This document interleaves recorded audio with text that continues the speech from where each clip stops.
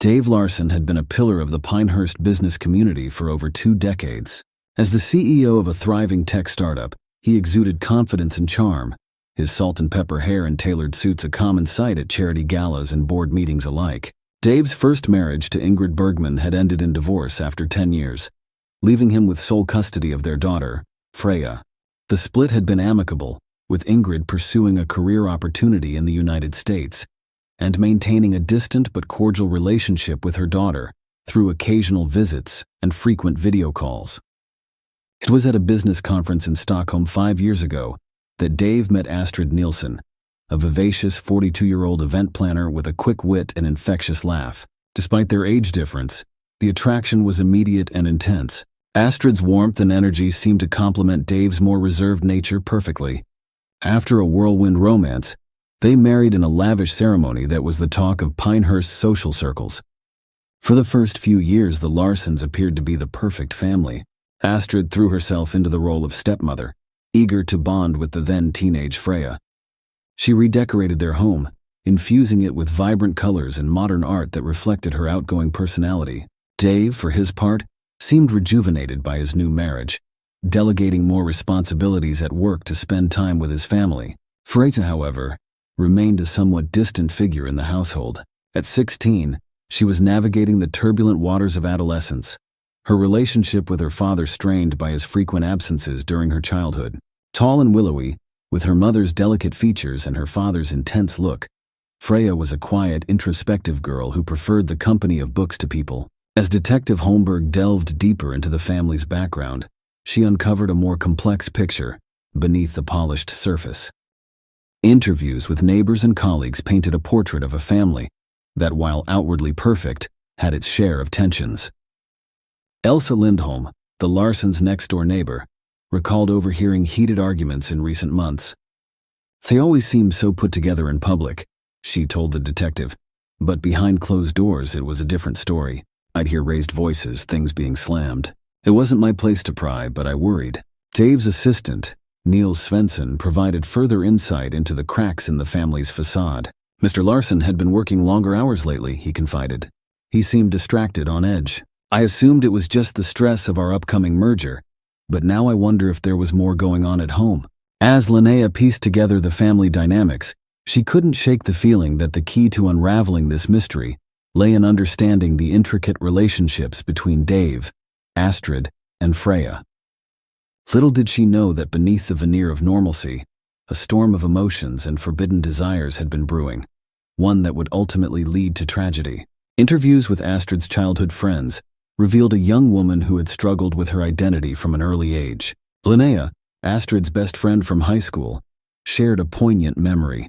"Astrid always seemed different," she said, her eyes distant with recollection. "I remember once at a school dance, catching her staring at our classmate Sophie with such longing. When she realized I'd noticed, she looked terrified. We never spoke of it, but I think that's when I understood." Astrid's journey of self-discovery led her to Stockholm after graduation, where she immersed herself in the city's vibrant LGBTQ community. For a few years, she lived openly as a lesbian, even entering into a serious relationship with a woman named Maya Bergstrom. However, the weight of societal expectations and family pressure eventually took its toll. Returning to Pinehurst, Astrid threw herself into her career, burying her true self beneath layers of professional success and social acceptability. Her marriage to Dave Larson seemed to be the final step in creating the life she thought she was supposed to have. Yet, as Detective Holmberg would come to realize, the heart is not so easily denied. The arrival of Freya into Astrid's daily life would awaken long-suppressed desires and set in motion a chain of events that would end in tragedy. The dynamics of the Larson household underwent a seismic shift in September 2022, when Freya, now 20 years old and starting her second year at the university, moved back home. Her dormitory had been scheduled for extensive renovations, forcing her to seek alternative accommodation. Dave, eager to reconnect with his daughter, suggested she live with them for the academic year. Freya's return home was met with mixed emotions. Dave was thrilled at the chance to rebuild their relationship, while Astrid outwardly expressed excitement about having a youthful presence in the house. However, beneath the surface, tensions simmered. The early weeks of cohabitation were marked by awkward silences and stilted conversations. Dave, often absent due to work commitments, missed the subtle undercurrents of discomfort. Freya spent most of her time in her room, emerging only for meals and necessary interactions. It was Astrid who made the first real efforts to bridge the gap. Recognizing Freya's passion for literature, she began engaging her in discussions about books, recommending titles, and sharing her own favorites. Slowly, a tentative bond began to form between stepmother and stepdaughter. As autumn turned to winter, Freya began spending more time in the common areas of the house. She and Astrid would often be found in the living room, engrossed in conversation, long after Dave had retired for the night. Their shared interests expanded beyond literature to art, music, and philosophy. Dave, when he was home, seemed pleased by the growing closeness between his wife and daughter. Yet there were moments when a flicker of unease would cross his face, quickly dismissed and forgotten. Little did anyone realize that this period of apparent harmony was merely the calm before the storm. The bonds forming between Astrid and Freya were deeper and more complex than anyone could have imagined, laying the groundwork for a relationship that would ultimately shatter the foundations of the Larsen family. As winter gave way to spring, the relationship between Astrid and Freya underwent a profound transformation. What had begun as a tentative friendship, born of proximity and shared interests, evolved into something far more intense and intimate. The change was gradual, almost imperceptible at first. Lingering glances across the dinner table, accidental touches that lasted a moment too long, hushed conversations that would abruptly cease when Dave entered the room. To an outside observer, it might have appeared as nothing more than a close stepmother-stepdaughter bond. But beneath the surface, a current of electricity crackled between them, charged with unspoken desires and forbidden longings. It was Astrid who made the first move, though later, in tearful confessions to Detective Holmberg, she would insist that she had never meant for things to go so far. One evening in late April, with Dave away on a business trip, the two women found themselves alone in the house. They had been discussing a particularly moving passage from Virginia Woolf's Mrs. Dalloway, when Astrid, overcome by emotion and years of repressed feelings, leaned in and kissed Freya. The moment hung suspended in time, a heartbeat of shock and recognition. Then, to Astrid's surprise and secret joy, Freya kissed her back. What followed was a whirlwind of passion and guilt, stolen moments of ecstasy, followed by periods of anguished self-recrimination. Both women knew the magnitude of their transgression, the multiple taboos they were breaking, yet neither seemed able to stop. They began to orchestrate elaborate schemes to spend time alone together. Freya would invent study groups and project meetings, while Astrid claimed to be working late on event planning. In reality, they would meet in out-of-the-way cafes or secluded spots in nearby parks, reveling in each other's company and the thrill of their secret. Oscar, Freya's friend, noticed a change in her demeanor during this time. She seemed different, he told Detective Holmberg, happier, more alive somehow, but also nervous, like she was constantly looking over her shoulder. I asked her if everything was okay at home, but she just brushed me off. As spring bloomed into summer, Astrid and Freya's affair deepened. What had begun as a physical attraction evolved into a profound emotional connection. They shared hopes, fears, and dreams, finding in each other a kindred spirit long yearned for. Astrid, in particular, felt as though she was finally able to be her true self after years of repression. In Freya, she saw not just a lover, but a chance at the life she had always secretly wanted. Freya, for her part, was experiencing her first real love, the intensity of her feelings magnified by the forbidden nature of their relationship.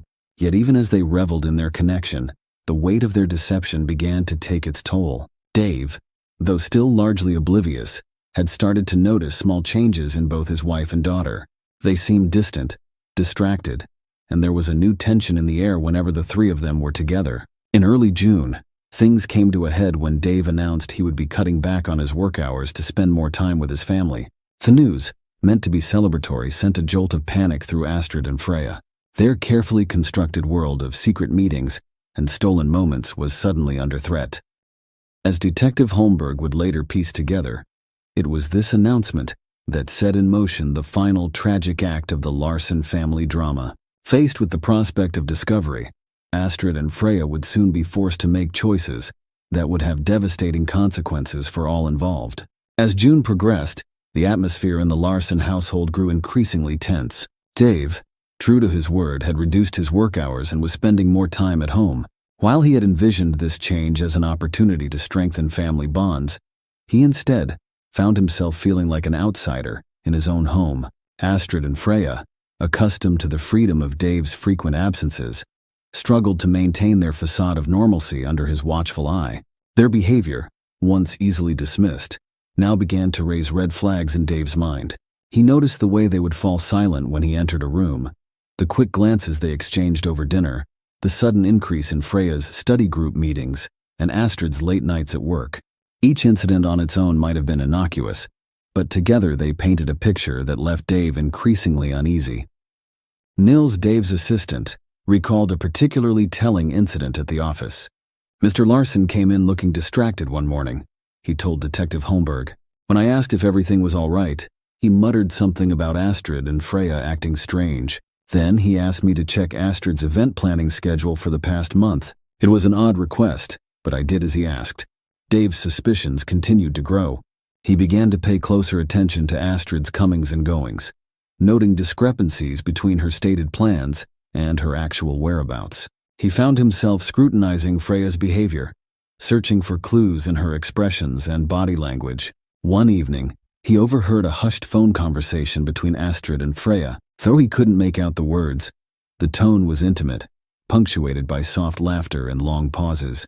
When Astrid emerged from the study, her face flushed and eyes bright, Dave felt a cold knot of dread form in his stomach. Driven by his growing paranoia, Dave took steps that he would later be ashamed of. He installed a tracking app on Astrid's phone under the guise of a security update. He began check Freya's credit card statements, noting several charges at cafes and restaurants when she was supposedly at the university. The final straw came on the evening of June 14th. Dave, claiming to have a late meeting, instead parked his car a block away and watched the house. He saw Freya leave, supposedly for a study session. 20 minutes later, Astrid also left. His heart pounding, Dave followed at a distance. He tracked them to a small, out-of-the-way cafe on the outskirts of Pinehurst. Through the window, he saw them sitting close together, their hands entwined on the table. As he watched, Astrid leaned in and kissed Freya tenderly on the lips. In that moment, all of Dave's suspicions crystallized into a horrifying certainty. The two people he loved most in the world had betrayed him in the most profound way possible. Numb with shock and rage, he drove home, his mind a whirlwind of confusion and pain. As he sat in the darkened house waiting for their return, Dave Larson made a decision that would set the stage for the tragedy to come. The evening of June 14th descended upon the Larson household like a gathering storm. Dave sat in the dimly lit living room, a tumbler of whiskey untouched before him, as he waited for Astrid and Freya to return. The ticking of the antique grandfather clock in the hall seemed to echo his racing heartbeat, each second bringing him closer to a confrontation he both dreaded and craved. At precisely 10:43 p.m., the sound of a key in the lock shattered the oppressive silence. Hushed giggles and whispered words drifted in from the entryway, abruptly ceasing as Astrid and Freya realized they weren't alone. Dave remained seated, his back to the door as the two women entered the living room. Astrid's voice, tinged with forced casualness, broke the silence. "Dave, I thought you had a late meeting tonight." Dave slowly turned to face them, his expression a mask of barely contained fury. "Funny," he said, his voice low and dangerous. "I was about to say the same thing to you, Astrid. How was your event planning session?" The color drained from Astrid's face as she realized the implication of his words. Beside her, Freya stood frozen, her eyes darting between her father and stepmother. "I saw you," Dave continued, his voice rising. "At the cafe, I saw everything." What followed was a maelstrom of emotions, accusations hurled like weapons, tearful denials crumbling under the weight of truth, and years of repressed feelings bursting forth in a torrent of words. Astrid, her composure shattered, attempted to explain. "Dave, please, it's not what you think. We never meant for this to happen." Dave roared, lurching to his feet. "But you love my daughter more, is that it?" Freya, who had remained silent until now, stepped forward. "Dad, stop. This isn't just Astrid's fault," Dave shouted, his face contorted with rage and pain. "How could you do this to me?" The argument escalated, years of unspoken resentments and buried truths exploding to the surface.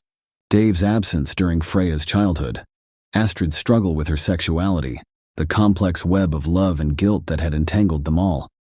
Everything was laid bare in those terrible minutes. As tensions reached a fever pitch, Dave, blind with fury, grabbed the heavy crystal vase from the side table. What happened next would be a source of debate and anguish for all involved. In his agitated state, Dave's grip on the vase slipped. As he stumbled forward, the vase connected with his own temple with a sickening crack. He crumpled to the floor, blood already pooling beneath his head. For a moment, Astrid and Freya stood in shocked silence, unable to process the sudden turn of events. Then, galvanized by the sight of Dave's motionless form, they sprang into action. Astrid rushed to check for a pulse, while Freya fumbled for her phone to call an ambulance. But as Astrid's trembling fingers sought in vain for any sign of life, the horrifying truth became clear. Dave Larson, successful businessman, husband and father, was dead. In the deafening silence that followed, Astrid and Freya looked at each other, their faces pale with shock and dawning horror. The life they had imagined together, already fragile and fraught with complications, now lay in ruins at their feet. In its place loomed the specter of suspicion, investigation, and potential imprisonment. As sirens wailed in the distance, heralding the arrival of a future neither of them had ever envisioned, Astrid made a split-second decision that would seal their fates. "Freya," she whispered, her voice shaking, "listen to me carefully. We can't tell anyone what really happened. No one would believe it was an accident. We need to come up with a story, and we need to do it now." And so, in those frantic moments before the authorities arrived, Astrid and Freya Larson began to weave the web of lies that would ultimately lead to their downfall. In the chaotic aftermath of Dave's death, Astrid and Freya found themselves trapped in a nightmare of their own making. The initial shock of the incident gave way to a frantic scramble to cover their tracks and fabricate a plausible story that would deflect suspicion away from them. With the sirens growing louder, Astrid took charge of the situation. Her event planning experience, ironically, proved useful in orchestrating their deception.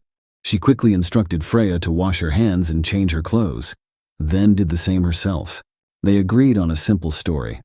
They had come home to find Dave already dead, presumably the victim of a burglary gone wrong. As the first police officers arrived on the scene, Astrid and Freya played their parts to perfection. Astrid, her face streaked with genuine tears, recounted how they had returned from a late-night study session and work meeting to find the front door ajar and Dave unresponsive on the living room floor. Freya, pale and shaking, corroborated her stepmother's story, adding details about valuable items missing from the house. The initial investigation seemed to support their narrative. The crystal vase wiped clean of fingerprints lay shattered next to Dave's body. Astrid had the foresight to disturb a few drawers and cabinets, creating the illusion of a hasty search by an intruder.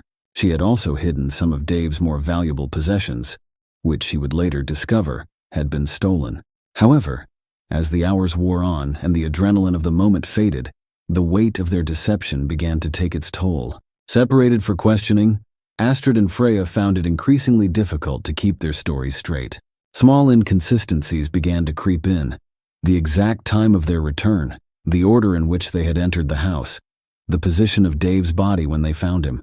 Detective Linnea Holmberg, assigned to lead the investigation, noted these discrepancies with growing suspicion. Her instincts, honed by years on the force, told her that something about the grieving widow and stepdaughter didn't quite add up.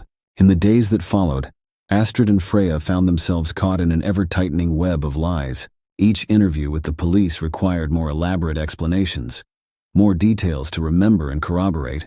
The stress began to show in their behavior and appearance.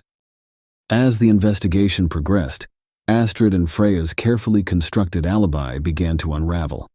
Security camera footage from a nearby street contradicted their stated time of return. A receipt found in Astrid's purse placed her at a cafe across town at the time she claimed to be working late. Each new piece of evidence chipped away at their story, bringing them closer to the moment when their terrible secret would be exposed. Yet, bound together by love and shared guilt, neither woman could bring herself to break their pact of silence. As June drew to a close, the truth of what had happened in the Larson home on that fateful night remained shrouded in mystery. But for Astrid and Freya, the walls were closing in, and it was only a matter of time before their fragile facade crumbled completely. Linnea's first step was to secure the crime scene and order a thorough forensic analysis. As her team combed through the Larson home, she began the process of interviewing witnesses and building a timeline of events. The neighborhood canvass yielded little of immediate value. Most residents reported a quiet evening, with nothing out of the ordinary until the arrival of emergency services. However, one neighbor, an elderly insomniac named Sven Gustafsson, recalled seeing a car parked unusually far from the Larson home earlier in the evening. While he couldn't identify the make or model in the darkness, this small detail nagged at Linnea's mind. The autopsy report, when it came in, raised more questions than it answered. The cause of death was clear: blunt force trauma to the head, but the angle of the wound was unusual for an assault. The medical examiner noted that the injury was more consistent with a fall or self-inflicted wound than an attack. As Linnea delved deeper into the Larson family's background, inconsistencies began to emerge. Financial records showed no signs of the economic strain one might expect to motivate a burglary in such an affluent neighborhood. Dave's colleagues described him as distracted and irritable in the days leading up to his death, a marked change from his usual demeanor. Most intriguing to Linnea were the subtle tensions she observed between Astrid and Freya during their interviews. While they presented a united front of grief, there were moments, a glance held too long, a slight hesitation before answering, that hinted at unspoken undercurrents. The breakthrough came from an unexpected source.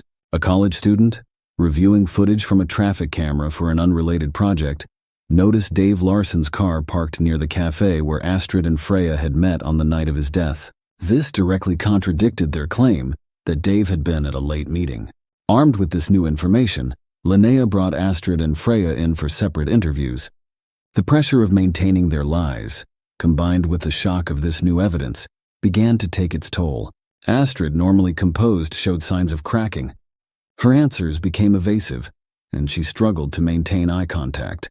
When confronted with the traffic camera footage, she stumbled over her words, unable to provide a plausible explanation. Freya, interviewed simultaneously in another room, fared no better. Her youth and inexperience with high-pressure situations made her an easier target. When Linnea implied that Astrid had confessed, Freya broke down, tearfully admitting that they had lied about the events of that night. However, even as the original story fell apart, both women clung to the assertion that Dave's death had been an accident. They admitted to being at home when it happened, but insisted that he had fallen and hit his head during an argument. Linnea, sensing that she was finally close to the truth, pressed harder. She pointed out the discrepancies in their new story, the unlikelihood of the sequence of events they described. As the interview stretched into the night, the weight of their deception became too much to bear. Finally, in a moment of emotional exhaustion, Astrid whispered the words that would blow the case wide open. With this admission, the true nature of Astrid and Freya's relationship and the real story of what happened that fateful night began to emerge. In the months following the resolution of the Larson case, the ripple effects of the tragedy continued to be felt throughout Pinehurst. Astrid and Freya, convicted of obstruction of justice, began serving their sentences in separate prisons. Their relationship, tested by guilt, public scrutiny, and physical separation, faced an uncertain future.